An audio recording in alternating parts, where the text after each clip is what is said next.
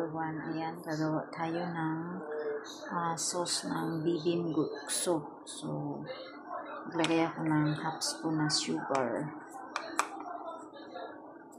half spoon na chili paste, kunti lang, 1 spoon na sesame oil,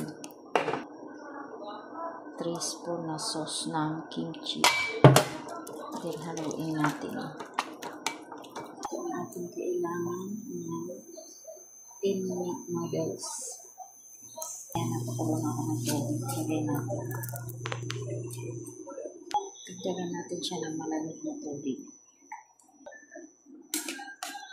Ayan, 2 times natin siya lagyan ng tubig na malamig.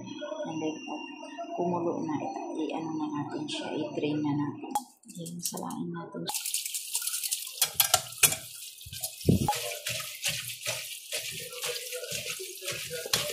Lagyan tayo ng itlog. Ayan, ating kailangan boiled egg, cucumber, and kimchi. Ayan natin ang noodles dito sa bowl.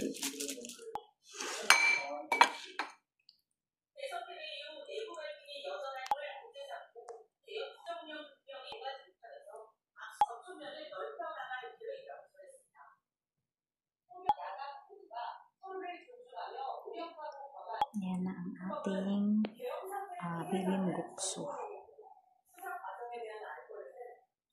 Thank you so much for watching. Bye bye.